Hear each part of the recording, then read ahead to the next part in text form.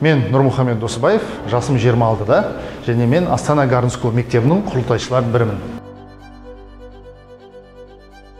Шымкент қаласында тудым. Тараз қаласына мемлекеттік педагогикалық институтқа мұғалімдік мамандығын таңдап түстім. Кембридж университетіне түсуді мақсат еттім. 2014 жылдың аяғында 2015 жылы Кембридж университетіне құжаттарын тапсырып, болашақ бағдарламасы стипендияны атанып, Кембридж университетінің магистратурасына оқыдым. Бір жыл оқып, оны тамамдаған соң қайтадан еліме оралдым. Еліме оралғанда жұмыс істеу үшін емес, бағанағыдай докторантура бағдарламасына да қабылдау алған тұғым. Соған қаржы іздеу мақсатында елге оралған тұғым. Алайда қаржыны табу мүмкін болған жоқ. Сонымен қатар Шымкент қаласында осы Ғабидолла Абдрахимов атты әкімнің ұсынысымен өзімді мемлекеттік қызметкер ретінде бағанағыдай сынау мүмкіндігі туды. Соның арқасында білім басқармасында бағанағыдай орынбасарлық қызметте бір жылдай жұмыс жасап, ақпараттандыру бағытында біршама жобаларды енгізіп, нәтижесін көріп, ары қарай реформаларды жүйелі түрде енгізу керек екеніне көзім жетіп, мен жекеменшік бағытқа кеттім. Поездкамыз осы таңғы 7-те басталып, сол таңғы 7-те аяқталады. 7 күннен кейін воскресеньеде мынау қазір көріп тұрғанымыз бұл iPad mini. Бұның артындағы философия оқушылар олар кішкентай балабақша кезінен бастап осы ақпараттық технологияларды дұрыс пайдаға қолдану мақсатында осылай қолдандыруда. Бұл тәжірибе де өте қызық тәжірибе деп есептеймін. Бұл тәжірибеде қазақстандық әріптестерімізге бөлісуге қуанатынбыз.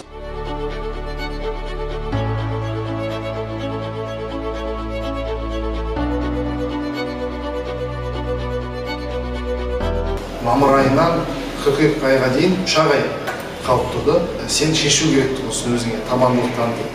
Мен осы 100 күннің ішінде мектепті ашамын, ашпаймын деген маңызды бір шешім қабылдау керек болдық. Ата-аналардың сеніміне шыға білу, идеямызға деген нық сенімнің арқасында біз осы жобаны 100 күнде жүзеге асырдық.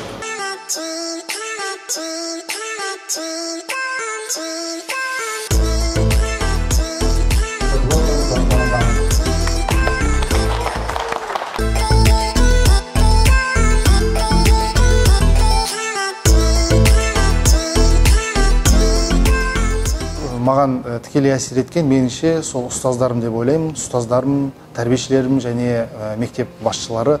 Себебі соларға қарап біз осындай ұстаз бола білу шынында да өте тиімді әрі пайдалы бір мамандық екен деп таныдық. Алайда ұстаздық жолды алған кезде көпшілік ұстаздарға сондай мүмкіншілік жоқ екенін байқадым. Сондай қиындыққа шалдыққан кезеңдер болды.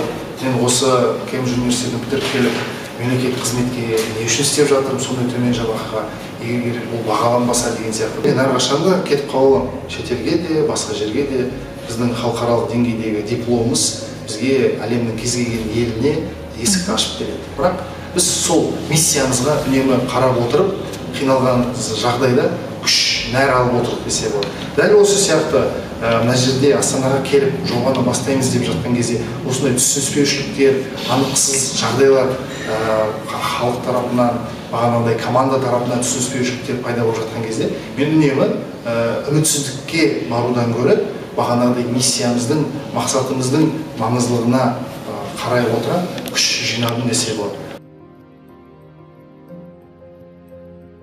Шетелде оқып келу, ол әлі де сенің елге келе салып келгенде дереу мықты жұмыс, жоғары жұмыс болады деген мәселе емес. Ең бірінші сен табандылық танытып, осы статус квоны өзгертуге бел буу керексің. Қиындықтарға қарамастан тер төксең, табандылық танытсаң, бір күні ол жеңіс қолынан келеді. Бәлкім дереу келмес, бірақ ол келеді. Мінез бір күнде қалыптаспайды. мінезді қалыптастыру үшін біздің қыздар, жігіттер арнайы табандылық қалыптастыру үшін олар жас кезінен бастап қолына жауапкершілік алып үйренеді. Жауапкершілік ала білу деген сөз ол жас кезінен бастап тәуелсіздікке жету деген сөз. Тәуелсіздікке неғұрлым адам баласы тезірек жетсе, соғұрлым ол адамның бойына мінез қалыптасады. Маңызды жобаларды, әлемді өзгертетін жобаларды енгіземін, бастаймын, дамытамын деген жастар болса, алдыменен оларға бірінші өзінің өміріне, одан кейін айналасындағы адамдарға деген жауапкершілікті ала білу керек. Сол кезде ғана мықты табандылық, жүректілік мінездері бойындарына қалыптасады. Жауапкершілік деген тәуелсіздік демек. Тек қана тәуелсіз адам басқа адамдарға тәуелсіздік бере алады. Саналы тұрғыдан болсын, қаржы тұрғысынан болсын, ақпарат тұрғысынан болсын. Біз тәуелсіз саналарды өсірумен қатар сол сананы қалыптастыра білуіміз қажет. Тәуелсіз сана білім жүйесінен, сапалы білімнен, сапалы мектептен және тәуелсіз ойланатын ұстаздардан басталады. Ең толғандыратын мәселелердің бірі тұлға болу. Тұлға болу деген сөз де ең бірінші өзіне жауапкершілік таныта білу және де айналасының дамуына септігін тигізу болып табылады. Тұлға болу оңай емес, бірақ тұлға болу пайдалы. Жастардың өздерін тұлға болып есептемеуі және шынында да тұлға болмауында. Оған көптеген себеп бар. Ең біріншісі ол өздерінің дүниеге келген отбасы, екіншісі ол өздерінің өмір сүретін ортамы, үшіншісі ол баратын балабақша мен мектептер болып табылады. Осы үш мәселе түзелмей, біздің қоғамымызда өсіп келе жатқан жастардың тұлға бола алмайды. Тұлға бола алмаса, олар не өздерін, не айналасын бақыт ете алмайды. Ол кішкентай кезден басталады. Үйде ата-анасы өзінің баласына рұқсат бере білу керек. Бала өзі туылысынан өте тәуелсіздікке құштар болып табылады.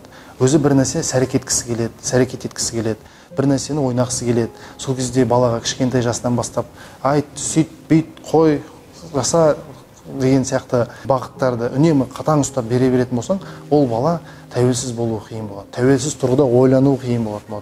Тәуелсіз тұрғыда әрекет ету қиын болады. Ата-ана ретінде біз не істеу керекпіз? Ол балаларға қауіпсіздікті жағдайды жасай білу керекпіз. Бірақ қауіпсіздік дегенде мүлдем құламайтын емес. Құлаған кезде тұра алатындай жағдай жасау керекпіз. Тек қана құлап кейін тұрып үйренген адам ғана жетістікке жетеді.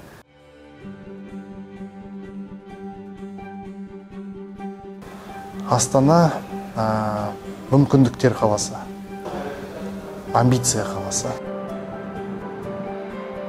тәуелсіздік қаласы. Кез келген жобаны бастамастан бұрын адамның бойына қорқыныш сезімі пайда болуы мүмкін. Алайда сол қорқыныш сезімін қалай жеңеміз? Ол үшін идеямыз, армандарымыз биік болу керек. Армандардың ең биігі әлемді өзгерту. Әлемді өзгерту өз еліне қызмет етуден басталады. Бауыржан Момышұлы атамыз айтпақшы, елге қызмет ету білімнен емес, мінезден. Сол себептен біздің жастардың бойына мінез, жауапкершілік және еңбек қасиеттері болған жағдайда ғана біз әлемді жақсы жаққа қарай өзгертетін боламыз.